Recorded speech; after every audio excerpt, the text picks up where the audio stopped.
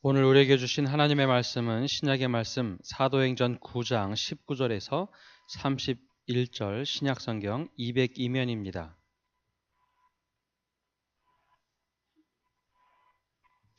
이제 하나님의 말씀을 봉독합니다. 음식을 먹음에 강건하여지니라. 사울이 다메섹에 있는 제자들과 함께 며칠 있을새 즉시로 각 회당에서 예수가 하나님의 아들이심을 전파하니 듣는 사람이 다 놀라 말하되 이 사람이 예루살렘에서 이 이름을 부르는 사람을 멸하려던 자가 아니냐. 여기 온 것도 그들을 결박하여 대제사장들에게 끌어가고자 함이 아니냐 하더라. 사울은 힘을 더 얻어 예수를 그리스도라 증언하여 다메섹에 사는 유대인들을 당혹하게 하니라.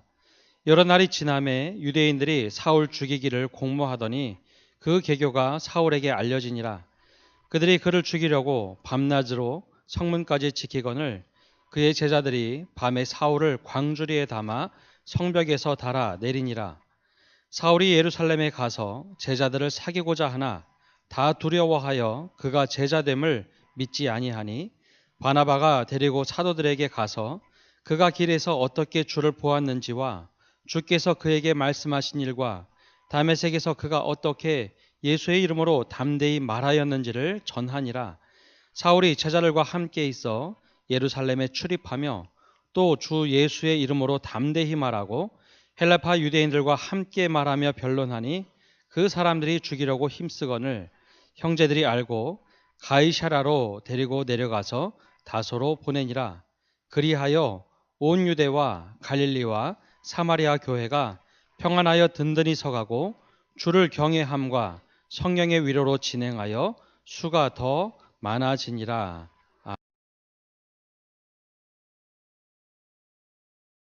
새해가 밝았습니다. 주님의 이름으로 사랑을 전합니다.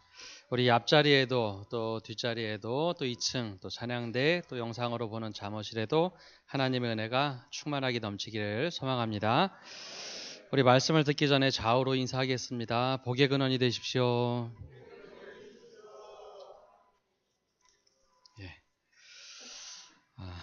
올해 표어는 평안하여 든든히 서가는 교회입니다. 함께 한번 따라해 볼까요? 평안하여 든든히 서가는 교회. 우리 교회가 평안으로 든든히 서가는 건강한 교회가 되기를 축원합니다. 가끔 이제 저 듣기 좋으라고 교회 부임하곤 하면 저에게 이런 말씀을 하시는 분이 계세요. 목사님 총각 같습니다. 그만큼 젊어 보인다는 이야기겠죠. 그러나 저는 총각이 아닙니다. 저에겐 3명의 자녀가 있습니다. 고등학교, 중학교, 초등학교. 이제 내년이면 올해 이제 3월이 되면 고등학교 2명이 되고 초등학교 4학년 올라가는 아이들이 있습니다. 그 중에 막내가 제일 건강합니다. 건강하다 하면은 병치레를 덜 하는 것도 물론 있겠지만 병이 들어와도 그 막내는 하루 이틀 앓다가 바로 일어납니다. 한 번은 아이가 분명히 감기 걸린 거는 맞는데 너무 쌩쌩해서 괜찮은가 보다 했는데 그날 밤에 아빠 아파요 얘기를 하더군요. 근데 막내가 아프다고 하면 정말 아픈 겁니다. 그래서 열을 재보니까 39도가 올라갔는데 그래도 낮에 너무 생생하게 놀아서 야 괜찮은가 보다 했습니다. 그래도 하루 이틀 지나면 약을 먹던 어떻게 하던 바로 또 다음 날부터 뛰어놉니다. 건강하다는 것, 온실 속에서 잘 키워가지고 건강함을 유지하는 것 방법도 있죠. 즉 외부적인 환경을 바꾸어서 건강을 유지한다 하는 것은 여간히 힘든 일이 아닙니다. 사실 어떤 조건과 상황에 상관없이 건강한 것이 정말 건강한 것이죠. 진짜 건강하다는 것은 낯선 환경 혹은 추위와 더위, 때로는 굉장히 피곤함이 몰려와도 또 외부의 이질적인 것이 몸에 들어와도 그것을 넉넉하게 이기는 것, 이것을 보고 실제로 건강하다 할 수 있습니다. 내 주변의 환경은 일시적으로 바꿀 수 있지만 나를 위해서 환경이 사실 변하는 경우는 거의 없습니다. 내적으로 면역력을 키우고 그 면역력을 가지고 다른 이질적인 것이 들어왔을 때 싸워 이기는 것, 이것이 정말 건강함이다라고 할 수 있습니다. 이 건강함을 주님의 몸된 교회에도 그대로 적용해 보면 이거 동일한 이치가 됩니다. 각 몸의 조직의 건강함을 유기적으로 유지하고 또 면역력을 키워서 어떠한 문제가 와도 그것과 싸워서 이기고 또 건강함을 유지해 나가는 것, 이것이 건강함이죠. 사실 모든 이 땅에 있는 교회들은 문제가 있습니다. 문제가 있어서 문제가 아니라 그 문제를 극복해 나갈 때 정말 건강한 교회가 되는 것이죠. 오늘 말씀을 통해 우리 교회가 주님의 몸을 이루어 건강한 교회, 즉 하나님 보시기에 평안하여 든든히 서가는 건강한 교회가 되기를 간절히 소망합니다. 오늘 말씀의 주요 단어와 핵심은 사울, 그리고 바나바, 그리고 교회입니다. 먼저 사울이란 인물을 한번 보려고 합니다. 우리가 잘 알고 있는 바울이라 불리는 원래 사울은 예수 믿는 사람들을 감옥에 보내려고 다메섹으로 힘차게 가다가 부활하신 예수님을 만나게 되죠. 그러면서 자신의 신앙과 가치관이 다 무너지게 됩니다. 함께 동시에 시력도 잃게 되죠. 3일간의 그는 인생의 바닥을 경험하게 됩니다. 시력도 잃고 모든 가치관이 무너지는 날. 그렇게 3일 동안 그는 과거의 것은 버리고 새로운 사람으로 태어나게 됩니다. 바로 그리스도인이 되죠. 그리고 나서 자신이 가고자 했던 다메섹으로 묵묵히 걸어갑니다. 그곳에는 제자들이 기다리고 있었고 제자들을 만나 며칠 동안 보내게 되죠. 그런데 그 즉시 사도 바울, 즉 사울은 이상한 행동을 하게 됩니다. 사울의 제자들은 기대함이 있었습니다. 원래 사울이 온다라고 전가를 받았을 때는 사울이 와서 그곳에서 예수를 믿는 자들을 잡아다가 대제사장에게 끌고 가는 임무 맡았다는 것을 알고 있었죠.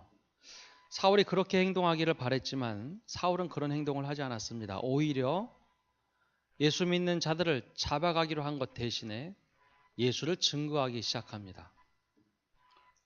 어찌된 영문인지 몰라도 도착 날짜보다 조금 더 늦게 온 사울이 오히려 예수를 증언하기 시작합니다. 사람들 사이에서 수군거림이 일어나기 시작했습니다. 얼마나 충격적이었는지 회당 곳곳에서 이런 웅성거리는 소리가 들립니다. 저 사람은 예루살렘에서 예수 이름을 부를 사람들을 잔해하던 사람이 아닌가. 여기 온 이유도 예수 믿는 이들을 결박하여 대제사장들에게 끌고 가고자 함이 아닌가. 굉장히 충격적인 모습을 보게 됐죠. 사울이 정반대로 예수를 증거하기 시작합니다. 얼마나 철저하게 증거하는지 자신이 알고 있는 모든 율법을 통해서 그리고 예언됐던 이야기들을 다 끄집어내서 증명을 하자 어느 누구도 거기에 대해서 논박하지를 못하고 굴복을 당합니다. 옛날 성경에는 오늘 당혹했다라는 표현을 굴복당했다라고 썼습니다. 즉 탁월한 논리 때문에 굴복당한 것이죠. 즉 당황하기 시작합니다. 사람들이 당황한다라는 표현을 쓸 때는 정곡을 찔렸을 때, 즉 무의식적인 세계 속에 있는 그 정곡을 찔렸을 때 당황을 합니다. 근데 의식하고 있는 것들을 정곡을 찔렸을 때는 사람들이 방어를 하죠. 아, 그거 아닌데 라고 바로 이야기하지만 무의식 세계에 정곡을 찔렸을 때는 당황합니다. 그렇게 유대인들은 당황했습니다. 저희가 저럴 줄은 몰랐던 것이죠. 그리고 완전히 변해 예수쟁이로 돌변한 사울로 인해서 유대인들은 혼란에 빠지게 됩니다. 여기에 사람의 기본 특성이 나오는데 사람은 어떤 이유든지 간에 공격받았다고 생각하면 다시 보복하고 싶은 존재가 바로 사람입니다. 그리고 나서 시간이 흘렀습니다. 우리 23절의 말씀을 함께 읽겠습니다. 23절입니다. 여러 날이 지남에 유대인들이 사울 죽이기를 공모하더니. 아멘.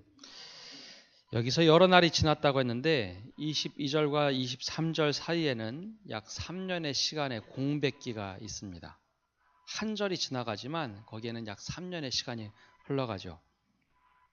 이게 무슨 말인가 하실 텐데 성경은 성경이 해석하도록 해야 가장 정확합니다.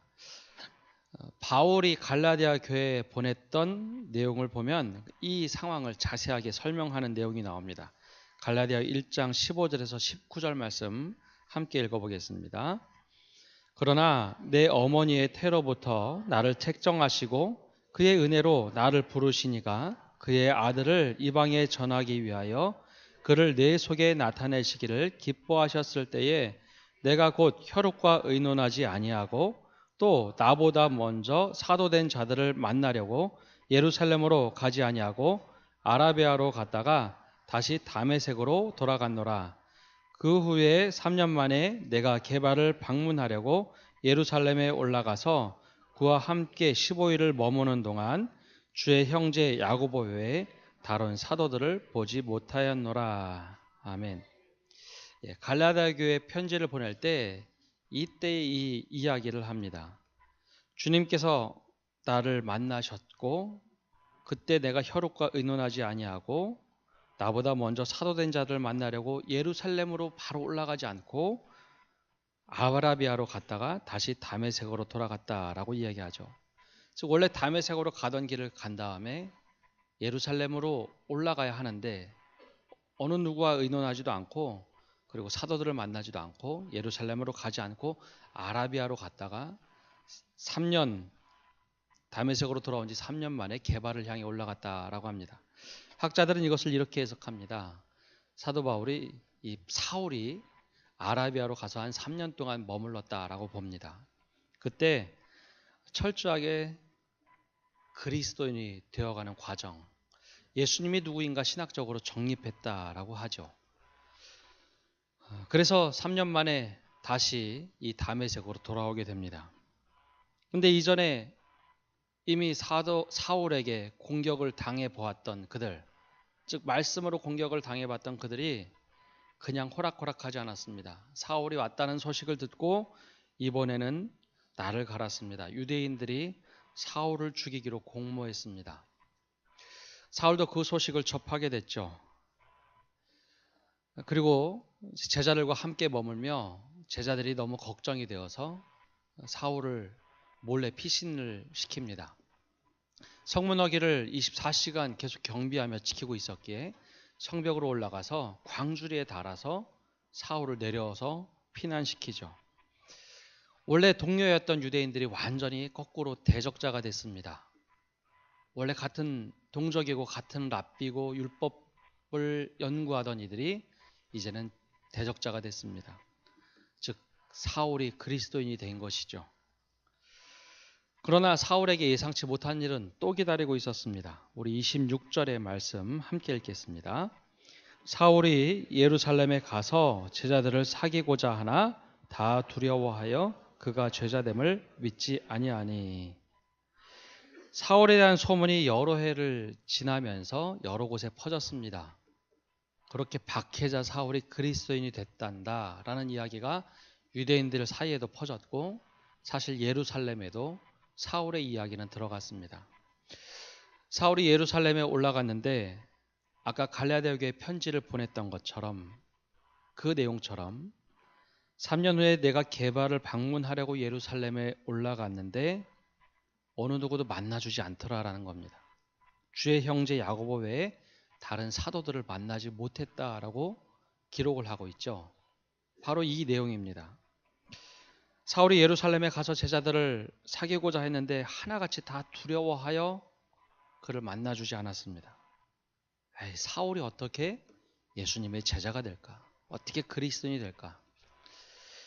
그것도 그럴 만한 것이 사울이 어떤 인물입니까? 스데반을 죽이고자 할 때, 순교할 때 사울이 그 주동자였습니다. 스데반이 죽고 나서 예루살렘 교회는 박해를 받아 뿔뿔이 다 흩어지게 되는 아주 힘든 시기를 보내죠. 그 주동자도 바로 사울이었습니다. 그리고 다메섹에 갈 때도 바로 대제사장들에게 예수 믿는 자들을 잡아 데려가려고 했던 이가 사울이었습니다. 예루살렘 교회 입장에서 보면 3년 만에 나타난 사울이 예수 믿기로 결단했다라고 등장한 것이죠. 처음에 갈 때 그는 박해자였는데 돌아올 때는 제자라고 하며 돌아왔습니다. 쉽게 용납이 되겠습니까? 거꾸로 사울의 입장에서도 조금 억울한 측면이 있습니다. 다메섹으로 가다가 예수님을 만났고 자기가 가지고 있는 모든 신앙 체계, 철학, 모든 것을 다 버리고 예수님을 따르자고 했는데 3년이나 지났는데 어느 누구도 그를 인정해 주지 않습니다. 유대인들은 유대인들 나름대로 배교자라고 하고 그리스도인들은 박해자라고 하여 절대 함께하지 않습니다. 만약 우리라면 어떻게 할까요? 교회를 핍박하던 사람 혹은 욕하던 이가 교회를 떠나서 3년 만에 돌아왔습니다. 내가 정말 그리스도인, 아니 좀 더 나아가서 목회자가 되었다고 하고 돌아온다면 우리는 어떻게 할까요? 사랑으로 받아주시겠습니까? 아니면 야, 다 괜찮다, 참 잘됐다 라고 말하면서도 우리 교회는 절대 안 돼, 그렇게 얘기하시겠습니까? 그럼에도 불구하고 받아줄 수 있겠습니까? 아니면 초대교회처럼 모른 척 하시겠습니까? 또한 초대교회 입장에서는 그가 잠시 잠입해서 우리를 밀고 하려고 하는 사람인지 진심으로 회심한 사람인지 알 수가 없었죠. 우리라면 그에게 주홍 글씨를 써서 만천하에 알려야 하는지 아니면 이제 주홍 글씨를 지워주고 우리와 같은 믿음의 길을 걷자고 얘기하는지 참 혼란스러운 상황이죠. 교회에 대한 핍박으로 힘들어하던 상황에 핍박자가 회심하여 돌아왔으니 정말 혼란스럽지 않겠습니까? 갑론을박이 오고 갔습니다. 그때 한 사람이 나서기 시작합니다. 우리 27절의 말씀 함께 읽겠습니다. 바나바가 데리고 사도들에게 가서 그가 길에서 어떻게 주를 보았는지와 주께서 그에게 말씀하신 일과 다메섹에서 그가 어떻게 예수의 이름으로 담대히 말하였는지를 전하니라. 아멘. 이때 사도들이 등장하지 않았습니다. 오히려 바나바라 하는 믿음과 성령이 충만한 지도자가 나섰습니다. 바나바는 원래 위로의 사람이라는 별명을 가지고 있었죠. 그는 굉장히 부유한 사람이었으나 겸손했습니다. 초대교회가 시작되었을 때 굶주리는 사람을 보고 그는 자신의 재산을 팔아서 먼저 솔선수범하여 사도들의 발 앞에 그 재산을 갖다 놓았던 사람입니다. 그런 위로자가 제일 먼저 나서서 사울을 품었습니다. 그리고 사도들에게 그 이야기를 전하기 시작합니다. 그가 체험했던 일, 주님께서 하신 일, 그리고 다메섹에서 그가 어떤 일을 했는지 설명하기 시작합니다. 그냥 설명 한 번만 한 것이 아니라 여러 번 가서 사도들을 설득을 합니다. 아마 그 기간이 사울의 편지에 의하면 15일가량 되었겠죠. 사울이 회심한 지 3년이 시간이 지났습니다. 그러나 예루살렘에 있던 어느 누구도 그를 인정해 줄 수가 없었죠. 바로 그가 행한 일 때문입니다. 그러나 바나바는 오히려 그를 품었습니다. 후에 사울이 우리가 알고 있는 바울이 되는데 결정적인 역할을 한 사람이 이 바나바입니다. 박해자로서 가지고 있던 그 힘, 무시무시한 힘을 그는 잘 인도하여 순교자의 능력으로 바꾸어 주었던 사람입니다. 기본적으로 사람은 에너지가 있죠. 어떠한 일이든지 에너지가 있는 사람, 잘못하던 잘하던 잘못하는 에너지가 있다면 그것을 바꾸어서 선한 일로 힘을 바꾸어 주는 것, 방향을 바꾸어 주는 것, 그것이 정말 필요합니다. 그때 바로 바나바가 그 위로자로서 그의 열정을 바꾸어 줬습니다. 요즘 우리 사회는 이런 넉넉한 위로자가 필요합니다. 그뿐만 아니라 우리 교회도 바나바와 같은 위로자가 넘치기를 소망해 봅니다. 사울이 이렇게 회심하고 교회가 그를 받아들이면서 모든 문제가 다 해결될 것이다 라고 상상은 하지만 현실에서는 또 그렇지 않았습니다. 오히려 더 다른 문제가 불거지기 시작했죠. 28절에서 30절까지 제가 말씀 읽어보겠습니다. 사울이 제자들과 함께 있어 예루살렘에 출입하며 또 주 예수의 이름으로 담대히 말하고 헬라파 유대인들과 함께 말하며 변론하니 그 사람들이 죽이려고 힘쓰거늘 형제들이 알고 가이사랴로 데리고 내려가서 다소로 보내니라. 아멘. 사울이 이제는 그리스도인이 됐습니다. 제자들과 함께 있어 예루살렘에 출입하며 이야기하고 오히려 길거리에 나가서 주 예수의 이름으로 증거하기 시작했습니다. 그리고 헬라파 유대인들과 변론하기 시작했죠. 그러면 많은 사람들이 예수 믿는다고 돌아와야 할 것 같은데 현실은 그렇지 않았습니다. 오히려 다메섹에서보다 훨씬 더 많은 유대인들이 사울을 죽이려고 일어나기 시작했습니다. 우리가 상상하기로는 회심하고 이렇게 열심을 내면 모든 것이 평탄해질 것이라 생각하지만 아니요, 그렇지 않았습니다. 오히려 사울을 죽이려고 하는 사람들이 더 많아졌고 예루살렘 교회를 적대하는 일들도 더 많아졌습니다. 여기서 특정한 단어가 의도적으로 누가가 사용했는데요. 바로 형제라는 단어입니다. 사울을 이제 형제로 받아들였다는 것이죠. 조금 전만 하더라도, 며칠 전만 하더라도 예루살렘 교회는 그리고 또 사도들은 이 사울을 두려워하며 떨었습니다. 그러나 바나바가 그를 소개하고 그가 예루살렘과 함께 통행하며 그들 제자들과 함께 예수 그리스도를 전하면서 예루살렘 교회가 또 그리고 사도들이 그를 형제로 맞이했다라는 겁니다. 이제 유대인들이 사울을 죽이고자 하니 형제들이 알고 그를 피신시켜주죠. 믿음의 가족, 즉 형제가 되었음을 오늘 성경은 이야기하고 있습니다. 그리고 올해 우리가 주제로 삼은 말씀이 등장합니다. 31절입니다. 우리 31절 말씀 함께 읽겠습니다. 그리하여 온 유대와 갈릴리와 사마리아 교회가 평안하여 든든히 서가고 주를 경외함과 성령의 위로로 진행하여 수가 더 많아지니라. 아멘.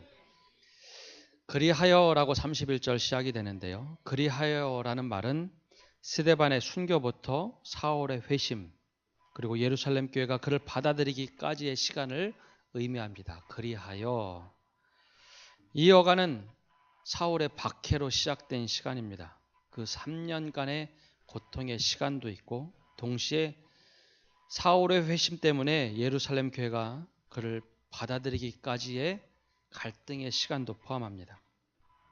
이 기간은 서로 고통스럽고 힘든 시간이었습니다.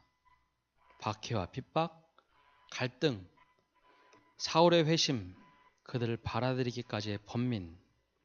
그러나 그때 위로의 사람 바나바가 사울을 바울의 자리로 인도해 주었고 제자들은 그를 배제하면서 포용함으로 마음을 바꾸었습니다. 사울은 그때 더 열심을 냈지만 곳곳에서 그를 죽이려 했고 또 예루살렘 교회는 점점점 갈등으로 치달았습니다. 여러분 이 모습이 어떻습니까? 평안해 보이십니까? 아니면 굉장히 혼란스러우십니까? 사실 제 눈에는 전혀 평안스럽지가 않습니다. 그러나 놀랍게도 누가는 이 모습 이후에 그리하여라고 하면서 온 유대와 갈릴리와 사마리아 교회가 평안하다라고 이야기를 합니다. 제가 보기에는 이 3년간의 어간이 굉장히 혼란스럽고 박해가 시작이 되고 예루살렘 교회가 너무나 혼란스러웠는데 이것을 다 뒤로 하고 나니 평안하다라고 얘기합니다. 왜 평안하다고 했을까? 우리가 생각하는 평안의 차원이 다르다는 것입니다. 평안은 그대로 그냥 이루어진 것이 아니라 치열하게 내적 갈등이 있었지만 이를 딛고 일어섰기 때문에 평안하다라고 말하는 겁니다.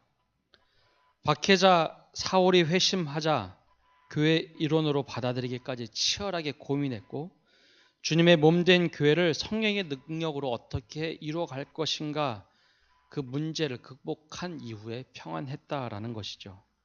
따라서 평안이란 것은 적당한 타협을 얘기하는 것이 아닙니다. 교회가 궁극적으로 추구하는 자세와 태도입니다. 평안을 이루기 위해서 수많은 갈등, 긴장, 배제의 그 힘들을 성령 안에서 바꾸어 평안으로 돌려놨을 때 그것이 진짜 평안이 됩니다. 아까 말씀드린 대로 세상의 모든 교회는 문제를 가지고 있습니다. 문제가 있어서 문제가 아니라 그 문제를 해결하는 그 힘, 그 그것이 바로 평안이 될 때 교회는 평안해집니다. 저는 우리 선암교회가 평안하여 든든히 서가는 교회가 되기를 간절히 바랍니다. 또한 평안하여 소문난 교회가 되기를 간절히 바랍니다. 우리 그런 의미에서 우리 옆 사람과 한번 인사 나누겠습니다. 평안하여 든든히 서갑시다. 초대교회는 동시에 성령의 위로가 넘치는 교회였습니다. 누군가 어려움을 당하면 위로하였고 격려해주는 교회였습니다. 제가 본문을 묵상하면서 성령의 위로가 가장 필요한 사람이 누구였을까라는 생각을 해보았습니다. 그리하여 시작됐던 순교자 스데반의 가족이 가장 성령의 위로가 필요했을까? 아니면 뿔뿔이 흩어진 예루살렘 교회가 성령의 위로가 필요했을까? 아니면 정반대로 가해자였지만 예수를 믿고 핍박당하는 자, 십자가의 삶을 살아가겠다고 다짐했지만 어느 누구로부터 인정받지 못했던 사울이 성령의 위로가 가장 필요했던 사람일까? 사실 가장 성령의 위로가 필요했던 사람은 없습니다. 다 모두가 성령의 위로가 필요한 사람들이었습니다. 구조적으로 우리는 가해자와 피해자를 나누지만 하나님 앞에서는 모두가 위로가 필요한 사람들이었다라는 것이죠. 하나님 앞에서는 모두가 죄 많은 인생이고 다 하나님의 위로가 필요한 이들입니다. 그러나 놀랍게도 위로의 출발은 하나님께서 강권적으로 하신 것이 아니라 바나바가 사울을 품에 안으면서부터 시작됐다라는 겁니다. 사람으로부터 하나님의 역사가 이루어졌습니다. 이러한 사울을 받아주는 교회, 그래서 그 교회는 성령의 위로가 넘치는 교회였다라는 것을 우리는 기억해야 합니다. 나도 위로받지만 그도 위로받는 교회, 내 중심이 아니라 하나님 중심으로 하나님의 위로가 필요한 교회, 그리고 하나님의 위로가 필요한 사람을 인정하는 것, 그것이 바로 성령의 위로가 넘치는 교회였습니다. 하나님 안에서 우리 모두는 죄인임에 동시에 위로가 필요한 사람이라는 것을 우리 스스로는 잊지 말아야 합니다.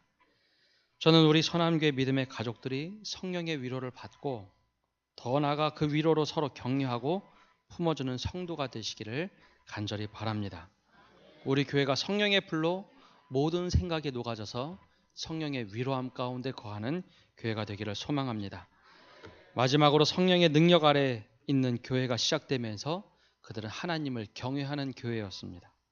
하나님을 경외한다는 것은 예배를 통해서 가능합니다. 하나님께서 얼마나 두려운 분이신지 그것을 예배를 통해서 깨닫고 일상 삶 속에서 하나님을 경외하는 삶을 살아가는 것, 그것이 정말 하나님께서 우리에게 원하시는 삶입니다. 하나님 앞에 내가 늘 서 있기에, 하나님의 경외함을 가지고 늘 그 앞에 서 있기에 내가 겸손하게 살아가는 것, 내가 하나님 앞에서 바르게 살아가는 것, 즉 코람되어 하나님 앞에 살아가는 삶이 정말 하나님께서 원하시는 삶입니다. 성령의 위로도 평안하여 든든히 서가는 교회도 하나님을 경외함에서 시작이 됩니다. 그래서 우리 모두가 올 한 해 하나님을 경외함으로 진정한 삶의 예배자가 되는 것, 그것을 통해서 우리가 하나님께 붙들린 사람이 되고 하나님과 동행하는 사람이 되는 것, 바로 그런 모든 성도들이 되시기를 간절히 축복합니다.